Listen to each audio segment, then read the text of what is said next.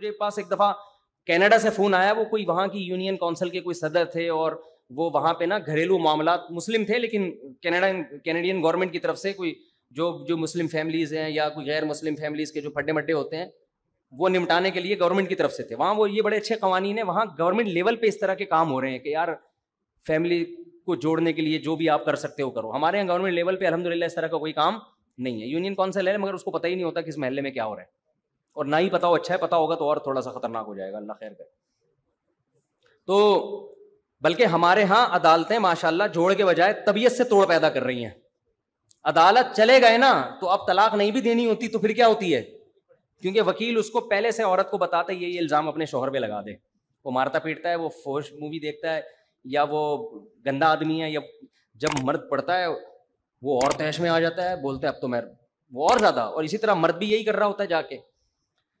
تو ان کے مجھے فون آیا, انہوں نے کہا یار یہاں مسلم مفتی صاحب خواتین کے حقوق پر اللہ کا واسطہ بیان کریں, آپ عورتیں بڑی مظلوم ہیں, آپ کے بیان دنیا سنتی ہے. میں نے کہا کیسے مظلوم ہے بھائی, میں تو ہم جیسے نالائقوں کے حالات ہم دیکھ رہے ہوتے ہیں, صحیح ہے نا, ٹھیک ہے نا.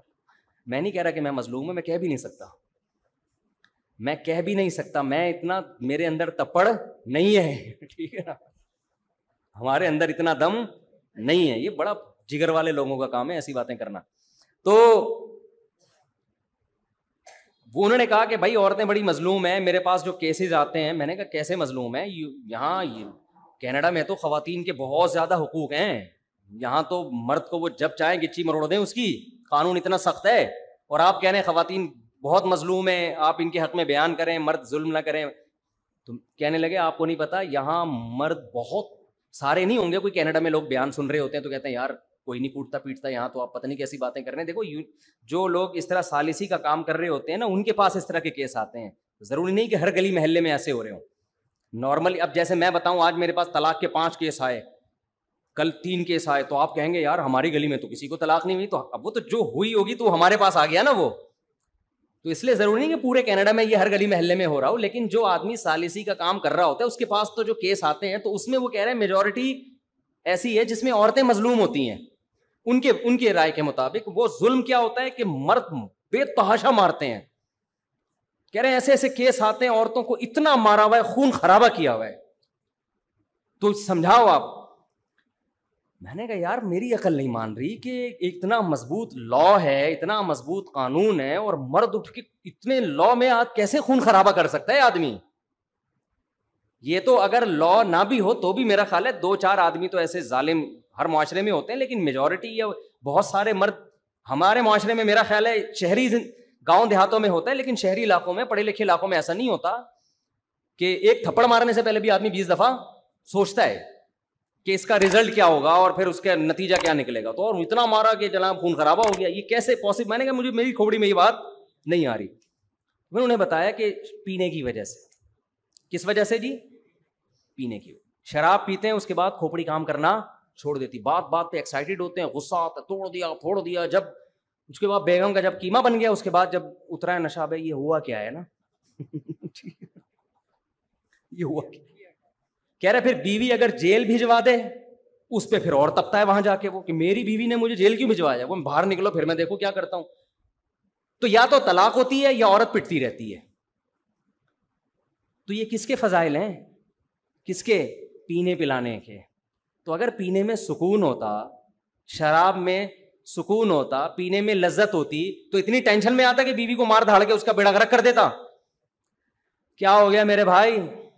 ابے جو سکون میں ہوتا ہے وہ تو غصے والی بات پہ بھی اس کو بعض دفعہ ہنسی آ رہی ہوتی ہے. اس کو بعض دفعہ بیوی ایسی الٹی بات کرتی ہے, آدمی کو ہنسی آ جاتی ہے, یار بہت بڑی پھینک دی بیگم, بس ہلکی رکھو. ہنسی آتی ہے, حالانکہ غصہ آنا چاہیے تھا. سمجھ رہے ہیں نا؟ تو ایک صاحب نے مجھے بتایا کہ میری بڑے اچھے خوش مزاج ہیں, انہوں نے بتایا کہ میری بیگم جو ہے نا وہ سیڑھیوں سے نیچے آتی ہے دروازہ کھولنے کے لیے, اوپر ایک منزل پہ رہتی ہے. سارا دن میں 2 دفعہ اس نے نیچے آ کے اوپر جانا ہے, ایک ماسی کے لیے اور ایک کہتے ہیں میں جب آتا ہوں آفس سے. اور کوئی کام نہیں, کہہ رہے گھر میں ماسی بھی ہے اور سارے کام ماسیاں کر رہی ہیں, بیگم کا کوئی کام نہیں ہے گھر میں. تو کھانا بس پکا لیتی ہیں, وہ بھی کبھی باہر سے آ گیا. تو کہہ رہے مجھے کہہ رہی تھی کہ جو ہے نا ایک بیل لگا دیں, ایک بٹن لگا دیں یہاں پہ, جب کوئی گیٹ پہ آیا کرے تو میں یہیں سے بٹن کھول دوں. ماسی واسی آتی ہے تو میں یہیں, مجھے نیچے نہ اترنا پڑے. بات غصے والی تھی, آدمی کو غصہ آتا ہے, یار اتنا تو کام کر لو نا کہ نیچے سے. تو بندہ کہہ رہا ہے مجھے غصے کے بجائے کیا آ رہی تھی. جو آدمی ڈپریشن میں نہیں ہوتا نا, اس کو بعض دفعہ غصے والی بات پہ بھی ہنسی آ رہی ہے. تو مجھے بتا رہا تھا, پھر میں نے کہا آپ نے بیگم سے کیا؟ میں نے بیگم سے کہا ہاں دیکھو بہت زیادہ ایکچولی بہت ٹینشن والا کام ہے. ایکچولی صرف نیچے آنا نہیں ہے, بلکہ آنے کے بعد واپس, اگر صرف آنے کا مسئلہ, کیونکہ جب آپ واپس جاؤ گی گریوٹی کے خلاف کام ہوگا. سائنس بھی ہے نا اس میں بھائی, گریوٹی آپ کو نیچے کھینچ رہی ہے اور آپ ایک ایک اسٹیپ کر کے گریوٹی کے خلاف, اور یہ نہیں کہ ایک دم سے گریوٹی, ایک اسٹیپ پہلے اوپر, وہ گریوٹی کے خلاف, دوسرا اسٹیپ اس میں آپ زمین نیچے کھینچ رہی ہے اور آپ کہاں جا رہے ہو.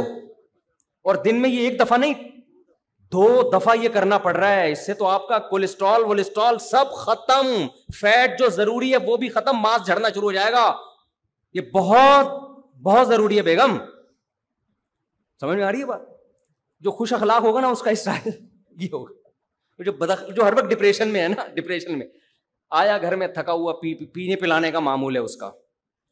جو ڈپریشن میں نہیں ہوتا نا, وہ الٹی باتوں کو بھی ہنس کے اگنور کر دیتا. بیگم اللہ کا واسطہ کوئی اور بات کر لو, یہ تمہاری صحت کے لیے کیا ہے, بہت ضروری ہے کہ 2 بلکہ 10 دفعہ تم یہی ایکسرسائز کیا کرو, نیچے آؤ اور اوپر جاؤ. ایسے کوئی گھنٹی ونٹی لگاتی نا تو یہ تمہاری صحت کے لیے نقصان دہ, وہ ہنس کے ٹال دے گا. اور جو بد دماغ لوگ ہوتے ہیں نا, بد دماغ, زیادہ تر نشے والے لوگ بد دماغ ہوتے ہیں. وہ کیا جواب دیں گے, جو آج کل آ رہے ہیں ہمارے پاس تو ہر قسم کے, وہ اگر اس کی بیگم اگر ایسے کہے گی کہ بٹن لگا دو, اس کی کھوپڑی گھومے گی, کیا بھائی سارا دن تو کرتی کیا ہے 24 گھنٹے میں تیرا کوئی کام ہے نہیں, 2 دفعہ تجھے اترنا پڑتا ہے. دوبارہ یہ لفظ بولا نا, رکھ کے چماٹ لگاؤں, اور لگا بھی دے گا پھر وہ. تو خوش مزاجی اور ٹینشن والا دماغ, یہ تھوڑی دیر میں انسان کو پتا چل جاتا ہے, تھوڑی دیر میں. باقی بعض عورتیں واقعی اتنی بد اخلاق ہوتی ہیں کہ خوش مزاج کو ڈپریشن کا مریض بنا دیتی ہیں. ایسی ہوتی ہیں, جیسے بعض ایسے آدمی بھی ہوتے ہیں کہ وہ ایسے بد دماغ ہوتے ہیں کہ اچھی بلی خوش مزاج عورت کو ڈپریشن کا مریض بنا دیتے ہیں. تو یہ انسان ماحول سے بھی بڑا متاثر ہوتا ہے. تو ڈپریشن جو ایک دم ہائپر ہونے والی صفت ہے نا, یہ صرف نشے سے نہیں آتی, یہ ماحول سے بھی آ جاتی ہے. اگر آپ کے گھر کا ماحول ایسا ہے, ہر وقت ابا سے پٹ رہے ہیں, اماں سے پٹ رہے ہیں, اماں ہر وقت ڈانٹ رہی ہیں, ابا ہر وقت ڈانٹ رہے ہیں, بڑا بھائی کبھی تمیز سے بات ہی نہیں کر رہا, تو الحمدللہ تھوڑے دنوں میں آپ بھی اسی حساب سے ویسے ہی بدتمیز بن جائیں گے. اور یہ اللہ کی طرف سے ہے تاکہ آپ بھی ویسے ہی ہو جائیں, آپ پھر ٹینشن زیادہ نہ لیں, آپ بولے میں بھی ایسے ہی اور یہ بھی ایسے ہی ہیں. تو اس لیے بہت سوچ سمجھنا چاہیے, انسان ماحول کے اچھے اثرات لے, برے اثرات نہ لے. یہ ہوتا ہے ماحول, جب ماں باپ کی وجہ سے انسان یہودی, ہندو, عیسائی بن جاتا ہے تو بد اخلاق نہیں بن سکتا. کیا ہو گیا بھائی, آپ کہہ سکتے ہو نہیں ماں باپ کی وجہ سے تو اچھا بھی بنتا ہے, برا بھی بنتا ہے ماں باپ کی وجہ سے.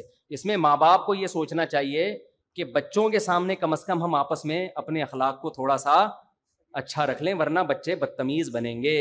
اگر آپ نے بچوں کی تربیت ایسے کی نا, الو کے پٹھے اور گالیاں نکالنا شروع کر دی, تو تمیز نہیں کھانے کی, تجھے بات کرنے کی تمیز نہیں, بچہ سوچے گا ابا آپ کو تمیز ہے نہیں اور آپ مجھے تمیز سکھا رہے. تمیز ایسی چیز نہیں ہے جو بچے کو باقاعدہ لیکچر دے کے سکھائی جائے. گھر میں ماں باپ اگر بچے کے ساتھ عزت احترام سے بات کریں گے, بیٹا دیکھو جو عزت دار خاندان ہوتے ہیں ان کے بچے کیسے اچھی طرح سے بات کرتے ہیں, آئیے بیٹھیے, کیونکہ انہوں نے ابا اماں سے یہی سنا ہو. ابا اماں سے کہہ رہے ہوتے ہیں لائیے کھانا لگا دیجیے, ایسے کہہ رہے ہوتے ہیں ابا. اور وائف ہسبینڈ سے کہہ رہی ہوتی ہے کہ مجھے پیسے چاہیے, اگر آپ دے دیں تو میں تھوڑی سی شاپنگ کرنا چاہتی ہوں. شوہر کہہ دے نہیں چلیں کوئی بات نہیں, کوئی ایسا مسئلہ نہیں ہے. یہ ایسے تمیز اگر چل رہی ہو تو بچے بھی کیسے پیدا ہوتے ہیں, تمیز سے پیدا. وہ جو ٹیبلٹ والا لطیفہ یاد کر لیے, وہ تمیز والا نہیں, ڈاکٹر نے کھلا دیا تھا.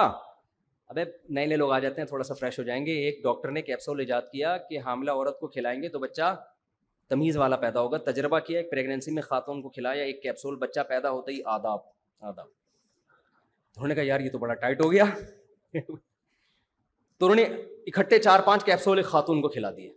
بچہ پیدا ہی نہیں ہو رہا, ٹائم ہو گیا پیدا ہی نہیں ہو رہا, 1 مہینہ اوپر ہو گیا, الٹرا ساؤنڈ کیا پتہ چلا 2 بچے ایک دوسرے سے کہہ رہے, وہ کہہ رہے پہلے آپ, وہ کہہ رہے نہیں پہلے آپ. اسی میں 1 مہینہ لگا دیا, ان کی تمیز ختم نہیں ہو رہی. تو گھر میں اگر تمیز سے بات ہوگی نا, آئیے بیٹھیے کھائیے, بچوں کو تھپڑ, بعض ماؤں کو ہم نے دیکھا ہے, یہ ساری چیزیں جو ہے نا ہم اسی ماحول کو دیکھ کے بیان کر رہے ہیں.